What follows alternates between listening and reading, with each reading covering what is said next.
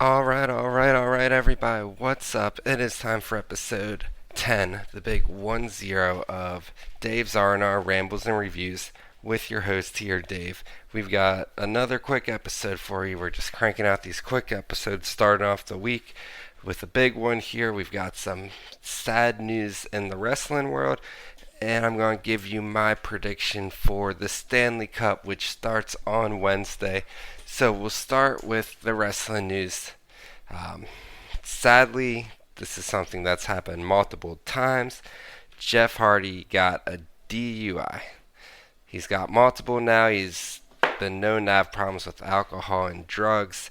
They featured him a lot in AEW lately. He's almost on every week. He's one of the most used people on the roster, and it's terrible because he's been offered help time and time again.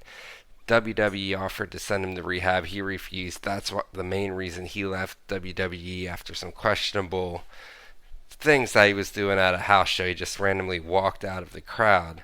So fast forward about 7 months in AEW, he's been doing crazy spots, still been working a lot.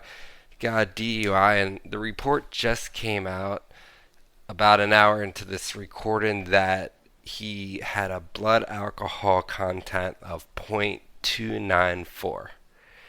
You have to do some serious drinking to do that, and to get behind the wheel, it's terrible. And honestly, I think it's time for AEW to let Jeff Hardy go, or do what WWE did and said you need to go to rehab or you're leaving. It's just sad that we've gotten to this point with Jeff over and over and over again. He'll be doing great, and then he'll come back and wrestle for a while, and then he has a problem. And then another problem, and as much as his brother Matt Hardy says that he's fine, he's clearly not.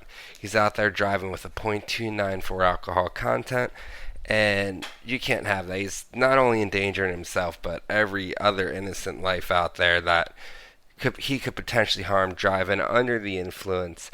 So I think it's time for Jeff Hardy to hang it up, whether he voluntarily does it, which we know he won't, or companies just say no and cut his contract. No one signs him. I mean, I'm sure some low down indie rosters might pick him up for a few shows to build up some hype because of the name, but we can't have Jeff Hardy on these shows anymore. Honestly, he should do jail time. Maybe that's something that would help him out if he's refusing rehab, but we can't keep having this be news feels like every other month. I know it's been a while, but it just seems like it's all too often that we have this Jeff Hardy news.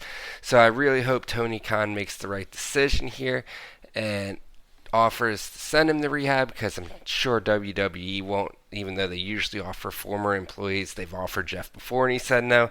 So it's really time for Tony Khan to step up here, and I hope they take him out of the title shot this Wednesday. They were in a tag team title match, the Hardy Boys, but he's got to do the right decision and scratch them out of that match.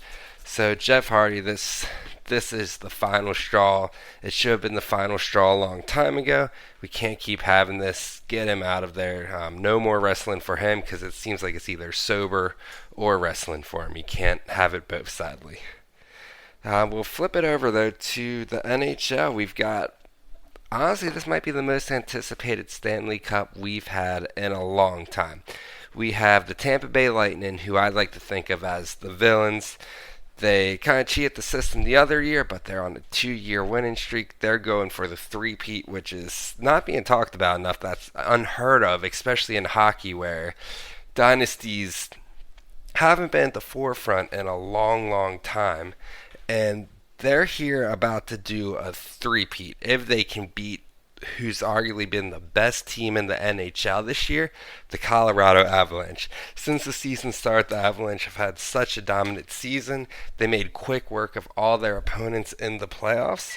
You would think that they're the team of destiny. So it's really hard, this team that's been doing it all year versus the Lightning, who have done it for a couple years now, and they're going for that third one. Personally, I'm pulling for the Avalanche. I think the majority of people are. And even if you're not a hockey fan, this is a Stanley Cup that you have to watch. Both of these teams are electric. They're going to be some great matches. Arguably the NHL playoffs, I don't even say it's an argument, I just think it's straight facts. The NHL playoffs have been 20 more times entertaining than the NBA playoffs because we're in the finals now and we're getting a blowout after blowout after blowout, whether it's the Celtics blowing out the Warriors or the Warriors blowing out the Celtics. It seems it's going either way. And that leads me to believe that this finals is going to run laps around the NBA finals.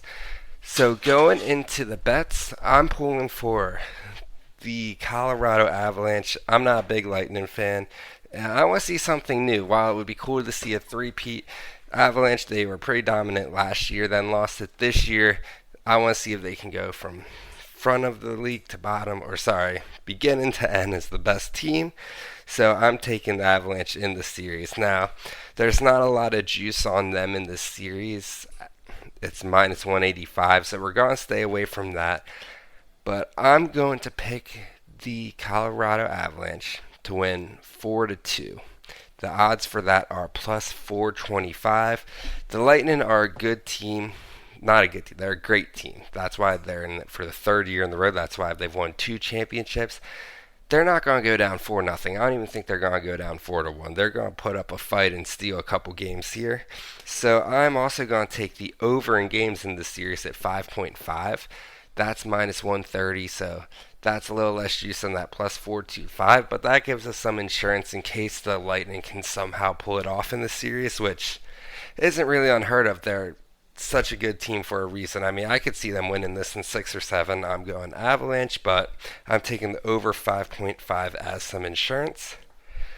And I'm not making this an official pick, but I do think it's interesting. Game 1, the Avalanche have had so much rest because they made quick work of the Oilers, and the Lightning went 6 against the Rangers in a very physical, very close series. They had to win 4 in a row after the Rangers won the first 2. So they've been on the ice a lot more recently. They're more game ready, I think. They haven't got as much R&R. So don't be surprised if the Lightning take that game 1. I think it's plus 140 right now. So looking at taking that bet. I'm not personally taking it, but I wouldn't be mad if anybody took that.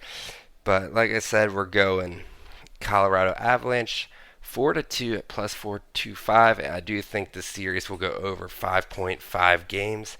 But tune into this. I'm telling you, it's going to be such a great series. It starts on Wednesday.